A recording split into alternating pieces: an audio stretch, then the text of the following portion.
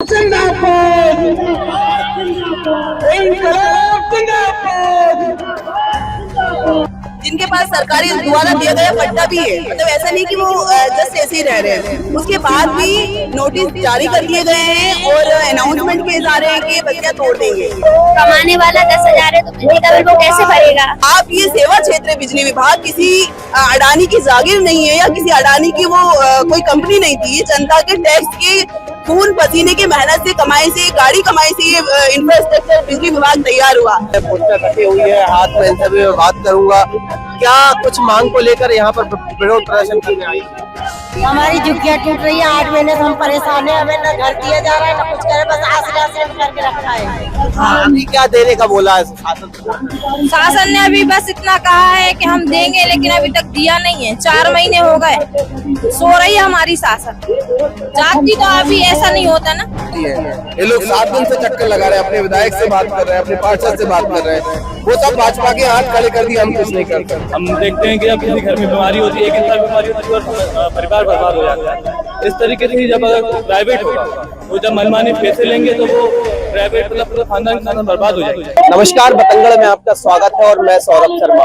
अभी हम मौजूद है मध्य प्रदेश की राजधानी भोपाल के चेतक ब्रिज चौराहे पर, और चेतक ब्रिज चौराहे पर आज SUCI कम्युनिस्ट पार्टी के द्वारा एक प्रदर्शन, यहाँ पर विरोध प्रदर्शन किया जा रहा है। आप तस्वीरों में देखेंगे कि विरोध प्रदर्शन हो रहा है, जिसमें तमाम लोग जो है पार्टी के और तमाम जो यहाँ के आपसी यहाँ के भोपाल के थोड़े रहवासी है, जो कुछ रहवासी है भोपाल के, वो भी आए हुए हैं, जिनका कहना है कि इनकी जो है बस्तियां, एक तरीके से जो मेट्रो का काम चल रहा है भोपाल में, तो इनकी जो बस्तियां हैं वो तोड़ी जा रही है। इन्हें नोटिस दे दिए गए हैं। नोटिस के बाद इनके लिए न पर्याप्त व्यवस्था की गई है अभी तक, ना ही इन्हें जो है शिफ्टिंग के लिए कोई जगह दी गई है। इनका कहना है कि इन्हें जो है मकान दिए जाए। हमारा जो घर तोड़ा जा रहा है, हमारी झुग्गियां तोड़ी जा रही है, हमारे बने बनाए मकान तोड़े जा रहे हैं, क्योंकि ये लोगों का कहना है कि 30 से 35 साल से ये लोग रह रहे थे, लेकिन उन्हें एकदम से जो है मेट्रो के कारण हटा दिया जा रहा है। तमाम लोग यहाँ पर प्रदर्शन कर रहे हैं। मैं इनसे बात करूंगा क्या क्या इनकी जो और भी प्रमुख मांगे हैं और क्यों आज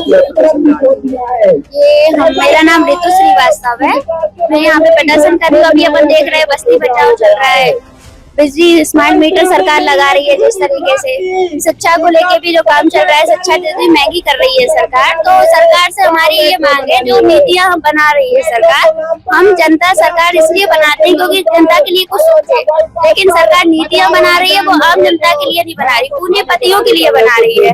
तो हमारी मांग है सरकार से कि जो नीतियां बना रही है वो आम जनता के लिए, मतलब देखे कि आम जनता कितनी सुरक्षित है, बल्कि क्या हो रहा है, आम जनता बहुत दुखी है। मतलब देखिए, युवा भी परेशान है, महिला भी परेशान है, छात्र भी परेशान है। अभी अपन शिक्षा की बात करें तो स्कूल को भी प्राइवेटाइजेशन कर दिया है, फीस दिन ब दिन बढ़ती जा रही है। स्मार्ट मीटर को लेके हर घर में स्मार्ट मीटर लगा रही है। कमाने वाला 10,000 है तो बिजली का बिल वो कैसे भरेगा? हॉस्पिटल की बात की जाए तो सरकारी स्कूल में व्यवस्था नहीं है हॉस्पिटल में, फिर भी प्राइवेट में भागना पड़ता है, जो गरीब इंसान को कहाँ जाएगा? तो सरकार से हमारी यही मांग है कि जो नीतियां बना रही है वो आम जनता के लिए बनाए, पूंजीपतियों के लिए ना बनाए। मैम, मैं देख रहा हूँ कि निरंतर भोपाल शहर में लगातार झुग्गियां तोड़ी जा रही है। अभी अयोध्या बाईपास पे भी हमने देखा, वहाँ भी दुकानें तोड़ी गई, और भी कई जगह मेट्रो के नाम पर भी, विकास के नाम पर जो है गरीबों की झुग्गियां तोड़ी जा रही है, लेकिन उन्हें जो पर्याप्त व्यवस्था उनकी आवास की होना चाहिए नहीं हो रही है। उसके विरोध में आप जो है आज प्रदर्शन कर रहे हैं, क्या कुछ? देखिए, आप जानते हैं कि भोपाल शहर के अंदर जो मेट्रो कार्य चल रहा है, जिसके तहत रोड को चौड़ीकरण करने के नाम पर कई बस्तियों को उजाड़ा जा रहा है, लेकिन सबसे चिंता की बात यह है कि जो कई सालों से, 30 सालों से, 20 सालों से लोग जो रह रहे हैं बस्तियों में, जिनके पास सरकारी द्वारा दिया गया पट्टा भी है, मतलब ऐसा नहीं कि वो जस्ट ऐसे ही रह रहे हैं, उसके बाद भी नोटिस जारी कर दिए गए हैं और अनाउंसमेंट किए जा रहे हैं कि ये बस्तियां तोड़ देंगे। लेकिन हम लोग यहाँ जो विरोध प्रदर्शन कर रहे हैं, इसका यही कारण है कि हम लोग मांग कर रहे हैं सरकारों से कि विकास कीजिए, विकास में कोई बाधा नहीं आएगी, लेकिन कम से कम जो लोग रह रहे हैं, आपकी जिम्मेदारी, आप इस देश के सेवक है, आप जनता के सेवक है, तो आपकी जिम्मेदारी है कि उनको बिल्कुल उचित घर दिलाया जाए, उनकी व्यवस्था की जाए, जहाँ उनका रोजगार है, काम धंधा है। ऐसा नहीं कि आप उनको व्यवस्था के नाम पर 15 किलो 20 किलोमीटर दूर पटक दो। तो हम लोग ये आंदोलन लगातार चला रहे हैं, मांग कर रहे हैं कि उनको पर्याप्त मुआवजा दिया जाए, जो बस्तियां तोड़ी जा रही है उनको पर्याप्त जगह दी जाए जहां पर वो रह पाए, जहां पर सुविधाएं हो। ये मांग को लेकर ही हम लोग कृष्णा गौर जो हमारे विधायक है उनके पास भी हम लोग गए, मंत्री है हमारे, हम लोग और भी अलग अलग लेवल पर स्कूल जा रहे हैं। हम लोग अपनी डिमांड को रख रहे हैं और हम लोग आशा करते हैं कि सरकारें इस मांग को पूरा करें, नहीं तो ये आंदोलन और तेज होगा। और भी क्या क्या मांगे हैं आपको? और भी मैं देख रहा हूँ पोस्टर में तमाम मांगे लिखी हुई है, और भी कौन कौन सी?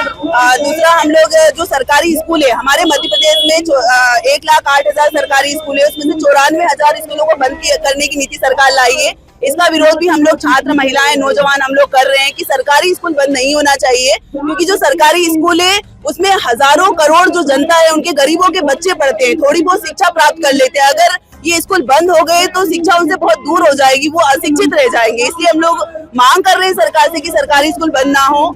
दूसरा, आप जानते हैं कि अभी पूरे देश भर में प्रीपेड स्मार्ट मीटर लगाए जा रहे हैं। ये जो सरकार नीति लेकर आई है ये एकदम जन विरोधी नीति है।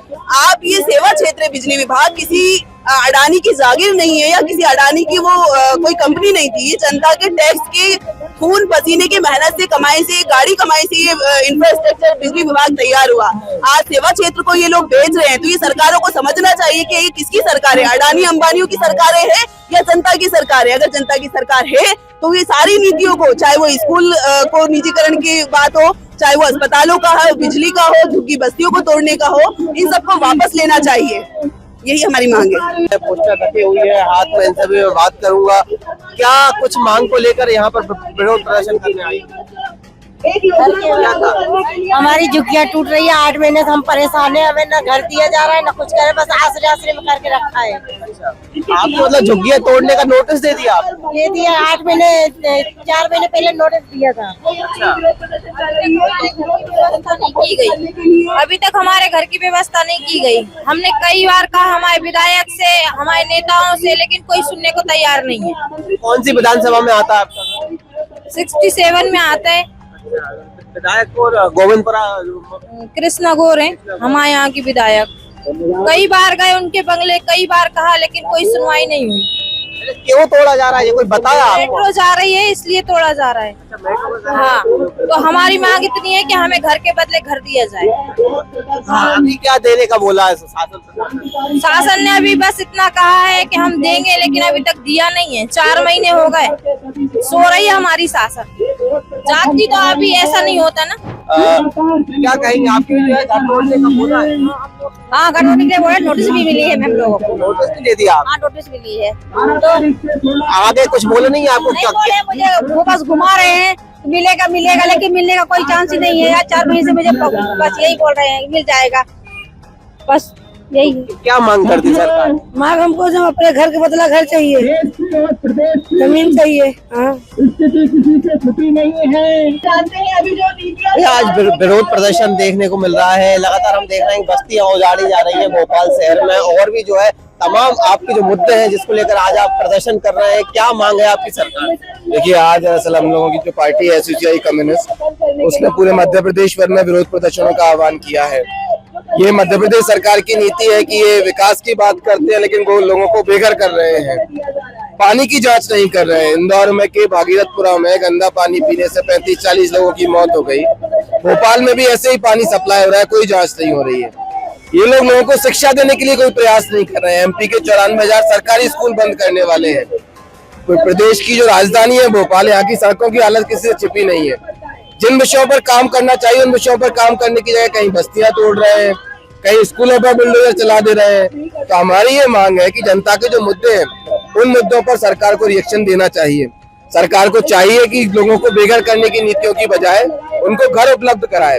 यदि कहीं से लोगों को एक जगह से दूसरी जगह शिफ्ट भी करना पड़ रहा है तो पहले ये गारंटी होनी चाहिए कि उनको कुछ घर मिलेगा। उनको सड़कों पर उतार देने से तो काम नहीं चलेगा। भोपाल में इतनी सारी झुग्गी बस्तियां तोड़ने की प्लानिंग सरकार की है, एकदम से आर्मी लगाकर, पुलिस लगाकर उनको तोड़ देते हैं लोग, मतलब सवाल भी नहीं कर पाते प्रशासन से, और ये लगातार हो रहा है भोपाल में। अभी भी ये लोग जो आए इनके घरों को तोड़ने के लिए नोटिस दे दिए हैं।